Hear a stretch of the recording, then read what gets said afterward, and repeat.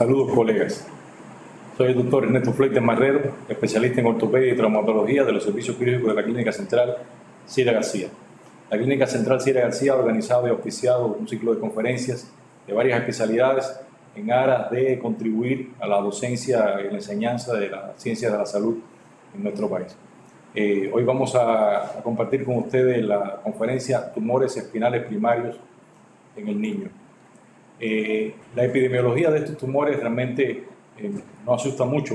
Menos de un 10% de todos los tumores óseos serán tumores en la columna del niño, pero un niño con un tumor ya para la familia, para los médicos, pues es bastante y no tiene necesariamente que ser una afección frecuente para que sea altamente preocupante. 2.3 a 8.5 pacientes por millón de habitantes por año. En nuestro país, por ejemplo, Cuba, con 2.600.000 y tantos niños pacientes en edad pediátrica, pues no esperaríamos una alta incidencia de estas lesiones, pero de todas maneras tenemos que estar atentos a una alta sospecha de una lesión tumoral primaria, benigna o maligna en la columna de un niño. El 4 al 10% de los tumores del sistema nervioso central se representarían estos tumores. El 40% tendría una localización extradural, el 40% tendría una localización intramedular y un 20% pues tendría una localización intra y extradural, una localización mixta. Cuando vemos las lesiones benignas radiológicamente, vemos que a nivel del cuerpo vertebral, las causas de destrucción vertebral más común que encontramos son las infecciones que pueden simular tumores a veces en las imágenes, los hemangiomas, el tumor de células gigantes y los tumores de células de Langerhans son los que con más frecuencia ocupan el cuerpo vertebral de las lesiones benignas. En los elementos posteriores de la columna, las láminas, la apófisis espinosa y transversa, pues lo que vamos a encontrar con más frecuencia serían los osteomas osteoides, el osteocondroma y ocupando ambas partes de la vértebra, los mismos elementos posteriores que anteriores o ambos a la misma vez, pues el quiste óseo aneurismático y el osteoblastoma serían los más frecuentes. Las lesiones malignas ocupando el cuerpo vertebral tendríamos el sarcoma de Ewing, el osteosarcoma, la leucemia y los linfomas, las metástasis que son poco frecuentes en los niños y el cordoma, todos sabemos que es un tumor bastante agresivo. Y ocupando la parte posterior, pues casi siempre las metástasis. Es raro encontrar una lesión maligna puramente posterior en el niño primaria. No es una lesión muy frecuente. Por edades, los tumores benignos en los niños más pequeños, los niños de 0 a 5 años, lo más frecuente es encontrar la histiocytosis, los llamados tumores de células de Langerhans, las osteomielitis, decíamos, las infecciones y las displasias osteofibrosas. Ya en niños entre 5 y 10 años de edad, el quiste óseo aneuropático, el osteoma osteoide, siguen apareciendo las células de Langerhans, las disitis y osteomielitis, la fibrasia de la fibrosis displásica, el quiste óseo unicameral, el osteoblastoma y los fibromas no osificantes. Y ya en los niños más grandes, ya de 10, 20 años, los adolescentes, el quiste óseo aneurismático, osteoma osteoide y osteoblastoma, osteocondroma múltiple hereditario con exóstosis, los encondromas, los condroblastomas y el tumor de células gigantes. Por edades, de etiología maligna, en el niño pequeño, el tumor de Wills, que representa en la columna un tumor metastásico, un tumor primario de riñón, y el sarcoma de Ewing, la leucemia y el neuroblastoma. El niño de mediana edad, 5 a 10 años, el osteosarcoma, el rhabdomyosarcoma, que lo encontramos mucho en parte blanda, y el sarcoma de Ewing, que también lo encontramos con bastante frecuencia en esa edad. Desde los 10 a los 20 años, el osteosarcoma, el sarcoma de Ewing y el condrosarcoma son los más frecuentes. El rhabdomyosarcoma en los tejidos blandos y el sarcoma sinovial también en los tejidos blandos se pueden presentar con alguna frecuencia entre los 10 y los 20 años de edad.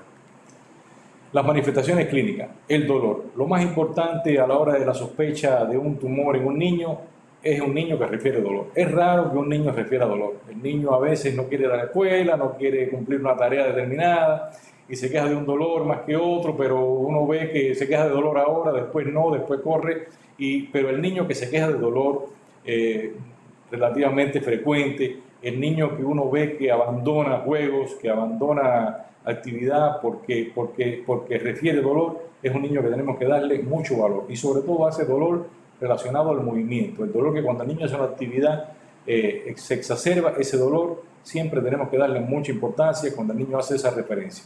El dolor también de aparición nocturna, ese dolor que despierta al niño de madrugada, que muchas veces se alivia con el uso de aspirina, pues un dolor también mucha importancia, sobre todo a la hora de sospechar un osteoma osteoide y ese tipo de tumor. La presencia de calambre, entumecimiento en los miembros inferiores, la atrofia muscular y los espasmos también, sobre todo en miembros inferiores, y por supuesto las deformidades de aparición rápida, de progresión rápida y de asociación al dolor. Las escoliosis, por ejemplo, que hemos hablado de ellas en otras conferencias, a veces llegan a ser significativas en magnitud, sin embargo, como deformidad no son muy dolorosas, pero cuando tenemos una escoliosis, aunque sea pequeña, si está asociada a dolor, pues una alta sospecha de que hay que buscar una causa de tumor en esa formación de esa escoliosis. Los estudios de laboratorio, muy importantes, por ejemplo, el hemograma completo, aquí tenemos que hacer plaquetas, tenemos que hacer eritrosedimentación, leucocitos, todo, la proteína C reactiva, la dosificación de calcio, fósforo y fosfatasa alcalina, la dosificación de proteínas y albúminas y otras pruebas que se consideren necesarias. Nosotros también casi siempre hacemos LDH también en estos niños, en los tumores, en los hospitales pediátricos.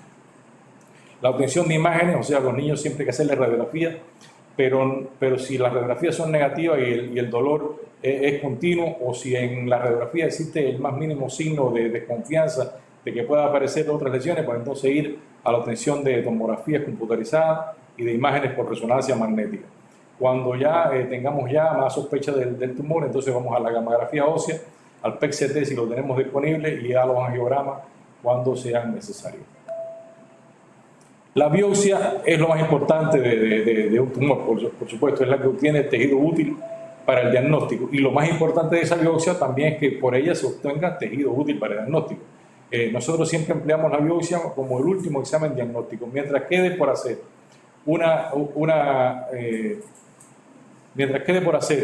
un examen de imagen, una tomografía, una angiografía o lo que sea, pues tratar por supuesto de no hacer la biopsia, porque ya la biopsia causaría una distorsión a la hora de estadiar bien el tumor por las imágenes, haciendo un mínimo daño a los tejidos, un abordaje que pueda ser resecado o que después quede en el campo de la radioterapia, del tratamiento definitivo del tumor, para que si se sembró alguna célula en la realización de esa biopsia, pues también ese camino sea tratado. Y importante, siempre lo decimos, que esta biopsia debe ser por un cirujano y en una institución preparado para el tratamiento y las complicaciones de lo que vayamos a obtener en esa biopsia. Si pensamos que tenemos un tumor maligno de la columna y sabemos que si el resultado de la biopsia va a llegar con un tumor maligno de la columna y después no vamos a tener ni los recursos humanos ni la tecnología suficiente para tratar ese tumor hasta sus últimas consecuencias, pues es mejor mandar a ese niño de inicio a un centro donde ya la biopsia sea hecha allí y se pueda hacer todo el tratamiento específico para el niño. Todos conocemos la clásica estadio de Henneken desde 1980, que él divide los tumores primarios benignos en latentes, activos y agresivos según la velocidad con que crecen y según causen un área reactiva o un daño alrededor del tumor. Y nosotros en la columna pues también podemos emplear este estadio oncológico de Henneken propuesto por él en el 1980, igual que la estadificación que lance para los tumores malignos, de los tumores 1 de bajo grado de malignidad, intra y extracompartimentales, los tumores 2 de alto grado de malignidad, intra y extracompartimentales, y los tumores 3 con la formación o no de metástasis. Igual estos tumores pueden tener una cápsula y un área reactiva que vaya más allá de la superficie de la vértebra. Siempre aplicamos en los tumores este score de destrucción, o sea, de daño realmente a la estructura ósea, de síntomas y de manifestaciones que nos hagan pensar en que puede haber asociada a la lesión tumoral una inestabilidad. Es importante a la hora de evaluar un tumor considerar si ese daño, si ese tumor vertebral le está causando o no una inestabilidad en la vértebra. Y para eso utilizamos este score de inestabilidad de neoplasia que que tiene estas formas de evaluarse. O sea, si la localización del tumor está en una zona yuccional, digamos, está en C0, C1, C2, o está en C7 hasta T2, o está en T11 hasta L2, o en la unión lumbosacra, pues acumularía un máximo de 3 puntos. Si está en una zona de la columna móvil, como puede ser la columna cervical axial o la columna lumbar, ocupa 2 puntos. Si está en una zona semirrígida, como es el cemento torácico desde la tercera hasta la 10ª vértebra torácica, 1 punto. Y si está en una zona rígida, pues no acumula puntos. El dolor es otra cuestión a darle valor, y si es un dolor importante asociado a movimiento, se le dan 3 puntos igual. Si es un dolor ocasional, 1 punto. Si no hay dolor, el paciente está libre de dolor, 0 puntos. Si la lesión es lítica, por supuesto que causa una potencialidad más alta de destrucción, obtendría 2 puntos. Si es mixta, 1 punto. Si es plástica, no acumula puntos. Si en el alineamiento espinal hay subluxación o traslación de las vértebras, acumula 4 puntos porque sería una lesión ya altamente inestable. Si hay deformidad de novo, sobre todo cifosis o escoliosis, 2 puntos. Si el alineamiento de la columna está normal, no acumula puntos. En cuanto al colapso vertebral, si hay mayor de un 50% del colapso, acumularía 3 puntos. Si es menor de un 50%, 2 puntos. Si no hay colapso, pero la lesión ocupa más del 50% del cuerpo vertebral, 1 punto. Y si no existe ninguno de estos daños, no acumula puntos. Y por último, el daño a las estructuras posteriores, donde si hay ambos pedículos son 3 puntos, si hay unilateral, 1 punto, y si no, pues no acumula puntos. Aquí obtendremos un score que en menos de 8 puntos es una lesión francamente estable, donde podemos prestar atención al tumor, pero no a la inestabilidad que el tumor causa.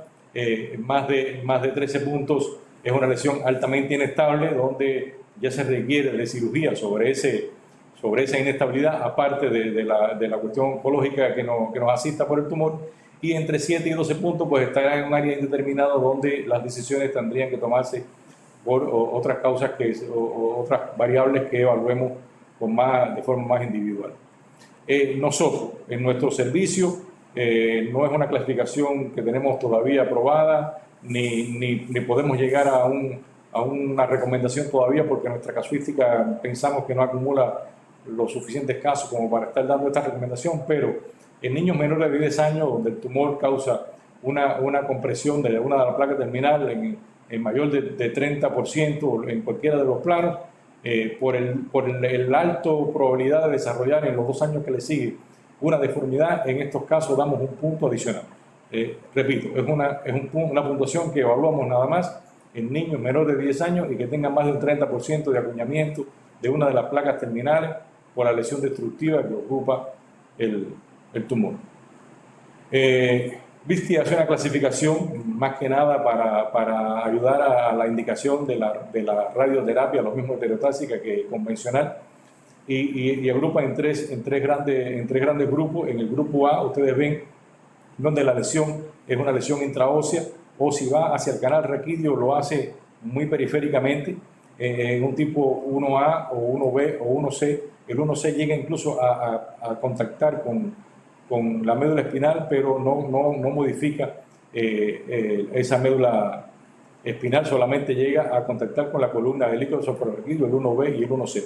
Para los 0, para el tipo A0, 1A y hasta el 1B, la indicación de una radioterapia estereotáctica es una muy buena indicación. Ya aquellos tumores que se acercan más a la médula espinal, pues hay que ser más cuidadosos con ellos a la hora de hacer una radioterapia local. Ya en el tipo B, el tumor comprime, o sea, ocupa toda la columna del líquido suprarraquídeo y comprime algo de la médula espinal sin lograr todavía rechazar esa médula, y en el tipo C ya incluso rechaza la médula espinal. Westing, Boriani y Biangini, sobre todo el profesor Stefano Boriani, que es quien más ha trabajado con esta clasificación en el Instituto Ortopédico Rizzoli de Bolonia. Él hace esta clasificación radiada, que además da diferentes localizaciones desde los tejidos blandos hasta el tejido medular, y crea los seis tipos de compartimentos, o sea, el extraóseo, el intraóseo superficial, el intraóseo profundo, el extraóseo epidural, el extraóseo intradural y aquellos que altera o que comprime la arteria vertebral, y hace su clasificación radiada para tener una localización específica del tumor, del compartimento donde está, de las zonas que ocupa y poder planificar una cirugía de mejor manera. Nosotros recomendamos que a los tumores se le aplique todo esto, o sea, se le aplique el estadio de Henneken, se le aplique la clasificación rodeada de Westin, Boriani y Bianchini, se le aplique la clasificación de Bisky si es un tumor si es la masa tumoral la que ocupa el canal, y se le aplique el squad SIM para poder tomar una conducta. Los tratamientos clásicos cuando nos enfrentamos a un tumor pues son los convencionales, la radioterapia, la quimioterapia, la radioterapia heterotáxica que ha ganado mucho en los últimos años con la tecnología que existe para hacer una radioterapia cada vez más localizada, y por supuesto la cirugía cuando se requiera de ella. Ahora, cuando vamos a hablar de cirugía es importante detenernos un poco en la nomenclatura de la cirugía. Ustedes saben, sobre todo los ortopedistas, cuando hablamos de tumores musculoesqueléticos, hablamos de según la lesión sea intracompartimental o extracompartimental, y según la naturaleza de esa lesión, podemos hacer resecciones que van desde intralesionales, marginales, amplias o radicales, dependiendo de que de que quitemos el tumor pieza a pieza, por su cápsula, por su área reactiva o en todo el compartimento que da origen. Tenemos esas 4 formas de hacer la resección. En columna, desgraciadamente tenemos la médula espinal atravesando el centro de la columna y no se puede hacer una resección radical porque el compartimento que da origen al tumor, si es la vértebra, pues no podemos retirarla completamente sin dañar la vértebra. Por ejemplo, en la imagen que están viendo a la derecha, se ve como, por ejemplo, un tumor que ocupa desde la zona 5 hasta la zona 10 de Westin, Boriani y Bianchini intraóseo. Para ser resecado en bloque, es necesario primero hacer una resección pieza a pieza desde la zona 1 hasta la zona 4, retirar toda esa parte de los elementos posteriores de la vértebra, para entonces después en bloque retirar, como en la dirección que la flecha azul gruesa lo indica, retirar el resto de la parte de la vértebra con la lesión. Eso sería una resección amplia, en bloque amplia, o sea, una vertebrectomía en bloque amplia, sería como lo llamáramos en la nomenclatura, pero no constituye nunca una resección radical. Por lo tanto, hablar de que retiramos todo el compartimento que dio origen al tumor en la columna, pues oncológicamente no es correcto, y siempre tenemos que asociarnos mucho a las terapias adyuvantes que van después con el tumor. Las vertebrectomías, lo mismo pueden ser parciales que totales, y pueden ser intralesionales o en bloque, pero que sea una vertebrectomía total, si es intralesional, desde el punto de vista oncológico no representa un gran beneficio, porque aunque quitemos todas las vértebras y las retiramos intralesional, pues por supuesto la diseminación de células cancerosas puede ser grande. Por supuesto hay tumores en que no queda otra alternativa, ya son extracompartimentales, ya han causado inestabilidad, ya han invadido el canal y no queda otra alternativa que la resección pieza a pieza de parte o de toda esa vértebra. Es muy importante conocer y utilizar bien la nomenclatura cuando se habla de tumores en la columna. La indicación quirúrgica primaria estaría dada, por supuesto, por la inestabilidad del daño neurológico. Hay inestabilidad, hay daño neurológico, es obligado operar. No queda otra que operar y esperar, ya comienza a ser una imprudencia. Y, por supuesto, la radioresistencia, si conocemos ya la etiología del tumor y sabemos de antemano que es un tumor radioresistente, pues también estaría la indicación quirúrgica, aunque el paciente no tenga inestabilidad ni daño neurológico, pero la única forma entonces de tratar el tumor es tratar de quitarlo todo lo que podamos. Una indicación quirúrgica secundaria sería un tumor recurrente a la radio o a la quimioterapia, o sea, se empleó el tratamiento pero quedó algún tumor, y bueno, hay que con la cirugía terminar de retirar lo que quedó de tumor, aun cuando se vuelva a emplear de nuevo radioterapia postoperatoria en un segundo tiempo.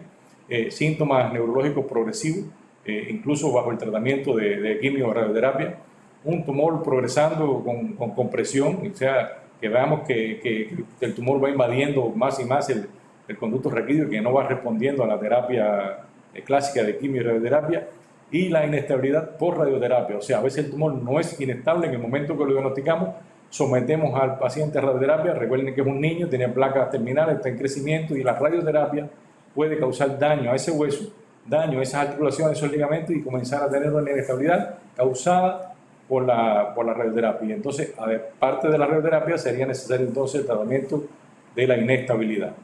Aquí tenemos un caso, por ejemplo, con osteomastoide. Vean la imagen típica en la parte derecha del cuerpo vertebral, la unión con el pedículo. Es una imagen muy típica de un osteomastoide, esa que uno ve en la imagen, y prácticamente ya queda hecho el diagnóstico por imagen. Un granuloma eosinófilo, o sea, un tumor de células en Langerhans, un niño que atendimos en el pediátrico William Soler, una imagen bien grande en L3, causando una gran destrucción ósea, más de un 50%. En ese caso lo biopsiamos, aprovechamos la biopsia para relleno con cemento de esa lesión, obtuvimos el diagnóstico de tumor de células de Langerhans, y ya con ese diagnóstico pues entonces fuimos a la cementación también de la segunda lesión más pequeña que tenía en la vértebra de abajo, que no lo hicimos todo de la primera vez, hasta tener seguridad de que el tumor de arriba era un tumor benigno.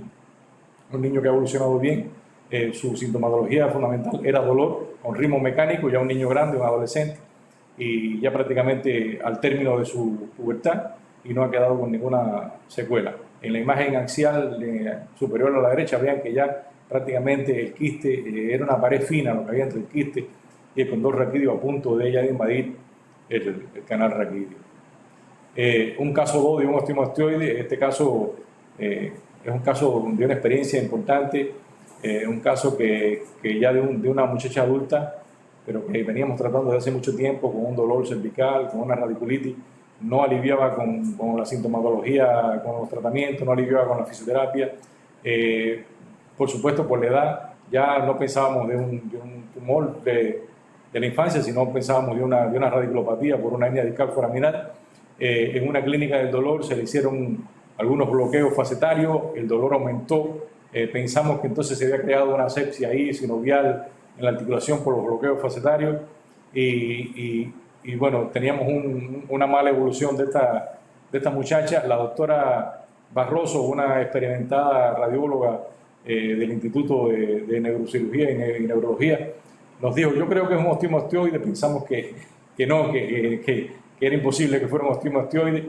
La muchacha tuvo la posibilidad de ir a hacer una tomografía por emisión de positrón, un PET-CT, y efectivamente pues ahí brillaba, que parecía un libro, el osteomastoide clásico, en una imagen de tomografía por emisión de positrones con CT. La utilidad de las buenas imágenes y la experiencia de los radiólogos que llevan muchos años viendo las cosas, que siempre que dicen algo pues tenemos que escucharlos y tratar de demostrarlo o no, que lo que nos están diciendo es la verdad. Ya con esta imagen, pues bueno, ya fuimos al curetaje de la lesión, dolor aliviado y unos cuantos años de sufrimiento se resolvieron en 30 minutos, pero después de mucho tiempo de estudio para lograr el diagnóstico. Un osteoblastoma, una lesión tremendamente destructiva, muy vascularizada. Generalmente hay que embolizarla antes de poderla operar, porque el sangrado es tremendo. Si no se logra una embolización previa a la cirugía, pues muchas veces no se puede lograr mucho con la cirugía. En este caso ya por una invasión al canal, a los elementos posteriores, absolutamente extracompartimental, con una alta inestabilidad, con daño neurológico, pues con todas las cosas malas que puede tener un tumor. Y bueno, no queda otra que hacer una corpectomía completa, pieza a pieza, sustituir el cuerpo vertebral por un sustituto de cuerpo y hacer una instrumentación lo más larga posible, y apostar después porque las terapias adyuvantes pues causen el control final del tumor. Un segundo caso de un osteoblastoma muy parecido. En este caso la sustitución del cuerpo fue con un injerto tricortical de cresta, no con una prótesis de expansión vertebral, pero igual el principio de la cirugía es el mismo: la resección de la vértebra, la descompresión del canal, la estabilización de la columna, porque ya son lesiones intrarraquídeas con daño neurológico, con inestabilidad, y bueno, ir a una biopsia para esperar el resultado para después hacer lo que hay que hacer de todas maneras, pues no queda más remedio que ir directo a resolver la urgencia neuroquirúrgica del paciente, y ya después, con la obtención de la imagen de la biopsia en el mismo momento de la cirugía, pues hacer la terapia adyuvante que necesitemos, pero al menos con un paciente que le recuperamos su función neurológica, le estabilizamos la columna y lo preparamos para las futuras terapias que tenga que cumplir. Un caso del doctor Boriani de la literatura, de esos casos que el profesor Boriani nos enseña, que deja a todo el mundo pensando en cómo es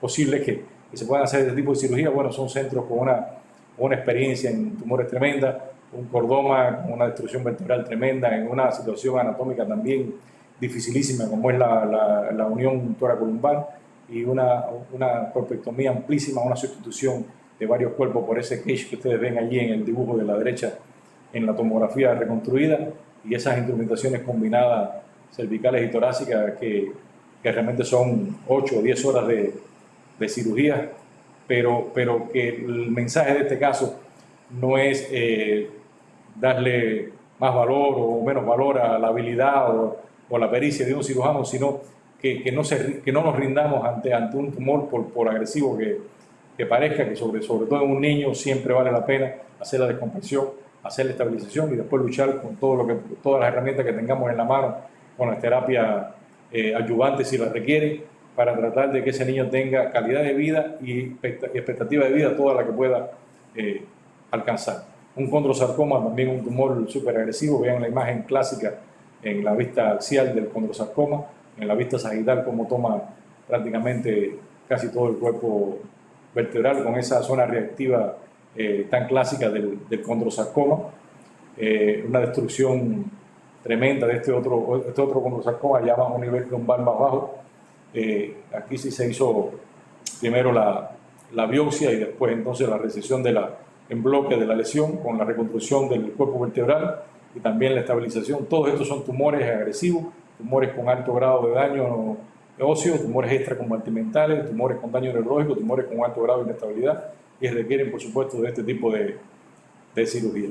Como recomendaciones generales, pues vemos que por ejemplo los cordomas, los sarcomas osteogénicos, el condrosarcoma en una columna móvil o en pelvis, por supuesto las recesiones en bloque son las indicadas, y debemos tratar de pensar bien y planificar bien la cirugía, a ver cómo logramos quitar la mayor cantidad de tumor yendo por tejidos supuestamente sanos, porque a veces en estos tumores la única opción que tiene el paciente es la que nosotros podamos darle con la cirugía. No como otro tipo de tumores donde una resección intralesional o una resección en bloque, pero con medidas paliativas, con medidas específicas después, como quimioterapia, pudiera darnos la curación o el control del tumor. Un caso clínico del Hospital William Soler, un síndrome de destrucción vertebral de la segunda vértebra lumbar, un niño de 12 años, supuestamente sano, que 3 meses antes de que nosotros consultáramos había referido una caída de bicicleta, había tenido en ese momento un dolor lumbar, le habían hecho unas radiografías en su área de salud, le dijeron que eran negativos y el niño pasó a su vida normal como todo niño. Hizo tratamiento con antiinflamatorios, se alivió unas 3 semanas, pero quedaron siempre algunos espasmos débiles de la musculatura que de poca importancia clínica, que ni el niño ni la familia pues tuvieron mucho en cuenta. Pero 15 días antes de llegar a la consulta, en un gesto brusco, o sea, en un juego de manos con otro niño, es empujado por la espalda, y el niño regresa con un dolor severo, necesidad de estar acostado todo el tiempo, incapacidad antálgica para lograr bipedestación y marcha, requería de analgesia fuerte horaria, si no tenía ningún alivio. Neurológicamente había integridad, pero el dolor, el cuadro era bien intenso. Se comienzan estudios de imágenes, se hacen analíticas, el survey óseo, el survey gamagráfico con fusión de imágenes, una resonancia y una tomografía. Y bueno, empezamos a ver qué utilidad le podíamos encontrar a cada una para tratar de tipificar bien esta lesión y ver qué hacemos con el niño. Una analítica bastante normal, no empezábamos a encontrar más alterado todo, pero realmente el niño se presentó como una analítica normal, un survey gamagráfico y óseo que no mostraba otras alteraciones ni espinales ni extraespinales que no fuera la de la vértebra en cuestión, un rayo X de tórax negativo, un ultrasonido de abdomen normal, total normal también, y una resonancia del cráneo normal que siempre le hacemos a esta lesión. Se ve bien el aplastamiento, un colapso mayor de un 50%, ya un poquito de formación de una cifosis en esa área. Si recordamos lo que le decíamos de del niño, más de un 30% de la plataforma tomada, pero ya un niño de 12 años no le damos el punto que adicionalmente le damos a estos niños. En la vista axial, una destrucción de prácticamente todo el cuerpo vertebral y que invade el pedículo unilateral izquierdo de esa vértebra. En la resonancia magnética prácticamente desaparece la vértebra colapsada. Vean que ustedes los dos discos están prácticamente unidos, solamente una vértebra muy fina quedando allí entre los dos, sin formación de manguito perivertebral, sin una autólisis grande. Ya la imagen de la resonancia nos empieza a dar un poquito de tranquilidad en que se trata más de un tumor benigno que de un tumor maligno, pero de todas maneras también se ve ya alguna compresión de la columna del ictus cefalorraquídeo. Vean ustedes acá la compresión de la columna del ictus cefalorraquídeo a la derecha, y a la izquierda también se ve allí como ya hay un aumento, una deformidad que penetra en el conducto raquídeo. Entonces, bueno, pensamos, bueno, hacemos biopsia. ¿Cómo la hacemos? ¿La hacemos percutánea? ¿La hacemos abierta? ¿La hacemos por vía anterior? Si la hacemos por vía anterior, ¿qué cirugía vamos a usar después para ver si la biopsia queda en el camino de resecarla o no? ¿Qué otros estudios necesitamos? Ya vamos directo a la cirugía. ¿Por qué ir a la cirugía? ¿Qué cirugía necesitamos y cómo vamos a hacerla? Todas esas preguntas son las preguntas que uno se hace y son las que le ayuda el SIMS a responder. Entonces dijimos, bueno, para eso está el score, vamos a ver qué nos dice el score. Bueno, localización en L2, ahí le vamos dando 2 puntos porque se trata de una columna móvil. Un dolor que decíamos que era bien fuerte, le dábamos 3 puntos porque el niño necesitaba analgesia horaria, no se podía mover de la cama. Una lesión lítica destructiva que ustedes vieron que tomaba todo el cuerpo vertebral y parte de los pedículos posteriores, le damos 2 puntos. Como había toma de un pedículo lateral, le dábamos 1 punto adicional. Más de un 50% de colapso, le dábamos 3 puntos, y a la deformidad de novo que estaba formándose le dábamos 2 puntos, y el niño acumulaba 13 puntos. Bueno, entonces, si se trata de una lesión inestable, si este niño tiene tanto dolor, le hacemos una biopsia y se trata de un tumor benigno, que es lo que sospechamos por las imágenes, de todas maneras es un niño que tiene que ir a una cirugía porque es un niño que tiene inestabilidad, y la inestabilidad le va a causar dolor independientemente de la naturaleza del tumor. Y entonces, bueno, pues vamos directo a la cirugía. Hicimos un doble abordaje. Por una vía anterior quitamos toda la lesión tumoral, sustituimos ese cuerpo vertebral colapsado por un injerto de peroné con cresta ilíaca, y por una vía posterior le hicimos una instrumentación para que ese niño tuviera estabilidad y buena alineación de su columna. El niño a los 15 días para retirar puntos, con sus 2 abordajes, el abordaje anterior para la sustitución del cuerpo, otro pequeño abordaje más abajo que ustedes pueden ver ahí cerca del short del niño, que fue la toma del injerto para reconstruir la vértebra, y la instrumentación posterior, el niño caminando sin necesidad de analgesia, con buen estado general, y por suerte la biopsia del niño fue un tumor de cédula de Langerhans, un tumor benigno, que el niño no necesita de otra terapia adyuvante, va a tener una esperanza de vida normal y va a vivir correctamente sin ningún tipo de limitación. Muchas gracias.